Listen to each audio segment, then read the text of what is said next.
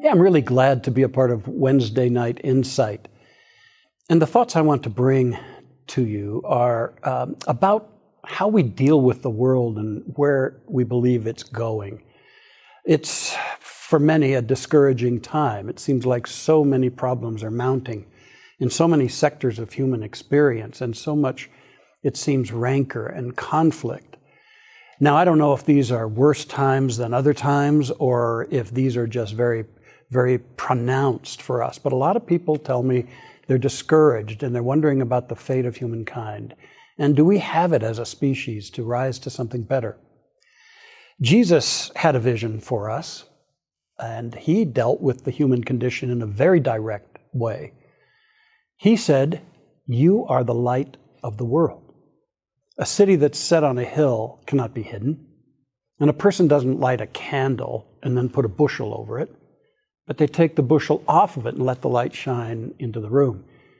So let your light shine, that others may see your light and know the Spirit within you, know the Father within you." So he said there's something better for us. And maybe that's what we're striving to, and we can hold that vision. A metaphor that I've always loved, I've used it a lot, but it seems so appropriate. A caterpillar attaches itself to a leaf and spins a cocoon around it. And then dormant cells, cells that were within it all along, called imaginal cells, come into action. Now, these imaginal cells hold the design and database for the greater organism that is to be. But initially, they are met with a war. The immune system of the caterpillar goes to war against the imaginal cells. And it would appear that there are visionary people in our world, but things war against those. The imaginal cells, however, gain more and more energy because without realizing it, the caterpillar is falling into a state that scientists call critical unworkability.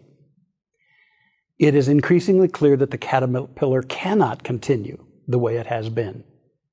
And so the imaginal cells begin to feed off the decaying matter of the old caterpillar. And I believe that we in our human experience right now are quickly arriving at a state of critical unworkability. And I'll talk more about that in just a moment. But then also, the imaginal cells form community. They come together in groups and they share genetic information. And that gives them even more power. And soon they are the designing body of the butterfly to be. And you know that eventually the butterfly in the chrysalis forms. It has a struggle to get out, but that pushes the life fluids into the wings as it struggles to get out of the chrysalis. And then a higher organism is born. And I think the metaphor is so powerful. Yeah, it seems like we're quickly moving into a state of critical unworkability.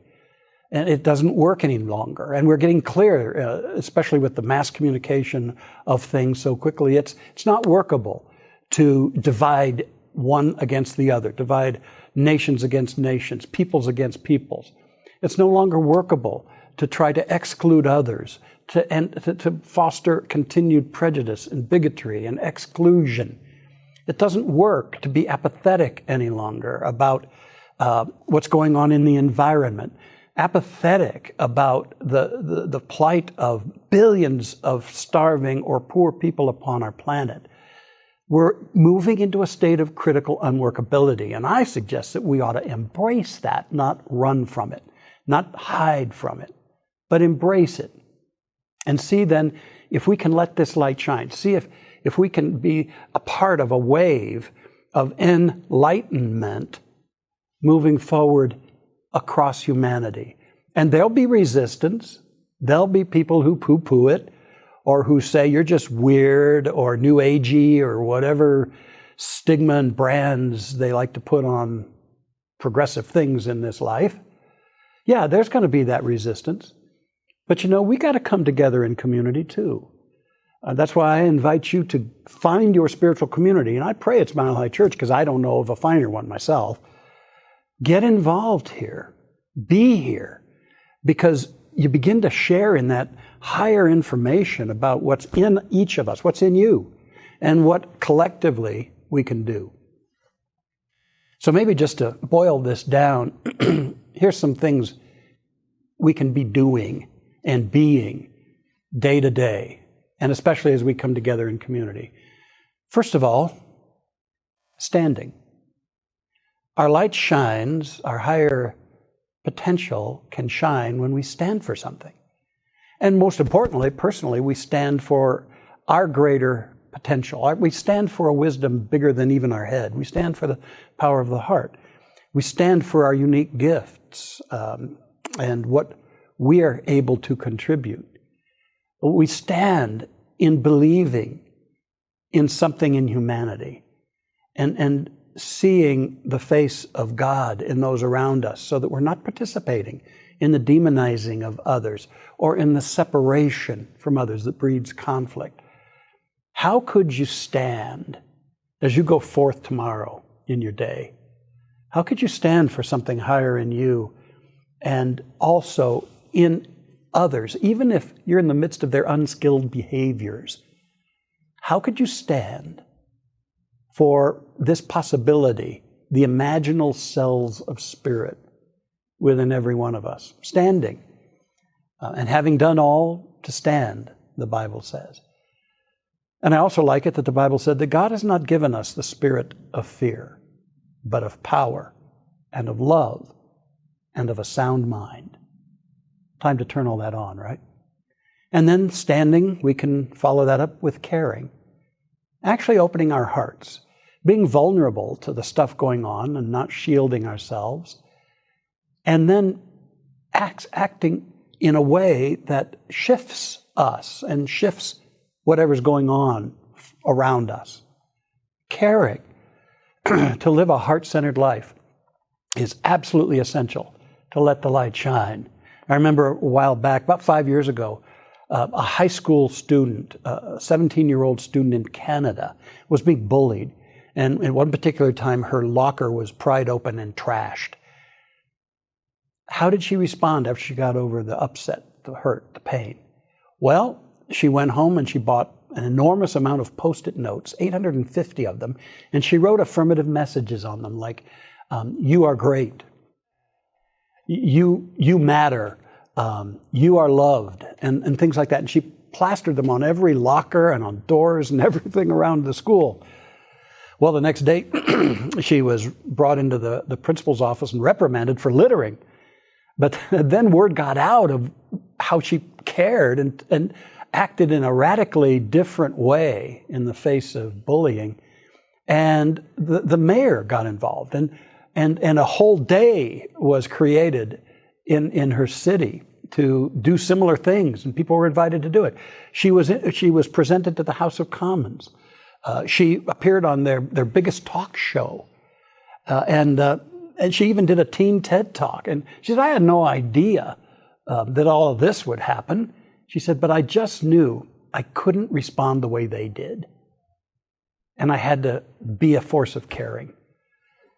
Yeah, so maybe these simple and radical acts of kindness and caring in your own little universe as you go forward tomorrow, and even beyond that, who knows what simple act will ripple out and affect things. There's always a ripple to our caring. So standing and caring, and then finally serving. Finding a way to serve in life. As many of you know, I retired about 3 years ago, but I didn't leave the ministry. You don't retire from the ministry. You just shift, you rewire. And I'm finding new ways to serve, because once a minister, always a minister. But I think it's true for all of us. It doesn't matter what age you are or station in life. Sometimes things go on that hurt our hearts and we retire. We pull back. Maybe that's a call to get more involved rather than to retreat, to find ways to serve. How about that? How could you serve and your caring find an avenue even bigger than your personal interactions day by day, serving in some way? There's tons of opportunities to serve here at Mile High Church and be a part of this spiritual beacon that shines a great light. Jesus said, I did not come to be served, but to serve. And that great enlightened master was very clear. He was in service to the Spirit, in service to the light. And I brought along a quote I've always loved, but I haven't memorized it. It's by George Bernard Shaw. This is the true joy in life, the being used for a purpose, recognized by yourself as a mighty one, the being a force of nature instead of a feverish, selfish little clod of ailments and grievances, complaining that the world will not devote itself to making you happy. Yeah, we move out of complaint and grousing or feeling powerless into serving, because there are many people who care and haven't given up, and we must be a part of them. So there's an imaginal vision of greater light and higher consciousness seeking to be birthed in humankind.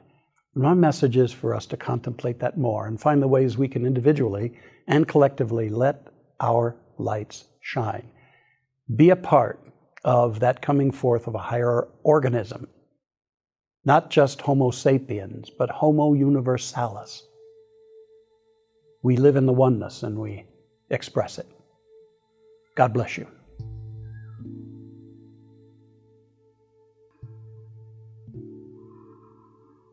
Feels so good to relax into that peaceful, loving space where we know that that divine creative source of all that is within us is joyfully expressing itself within us, creating through us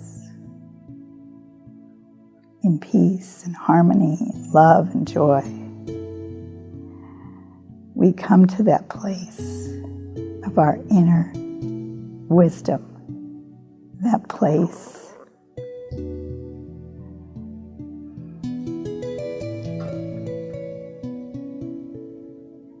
that inner child, that love, that joy, that deep, deep joy that we all remember as children. And it feels so good to be there at this moment, witnessing, knowing that we are guided, guarded, loved so deeply, feeling the peace, guiding, guarding, loving, leading us forward as we may remember places in our childhood that needed growth. Oh, how we grew. Oh, how we moved in the right direction, knowing that that divine love, peace, intelligence is always with us, teaching us, loving us, helping us to grow stronger, more at peace, and in the joy, expressing that joy that is the divine, that is recreating itself in each and every one of us. I'm so deeply grateful to feel this peace, to know this love, and to share it with any and all. I send this prayer into the divine action of the law, knowing it is done.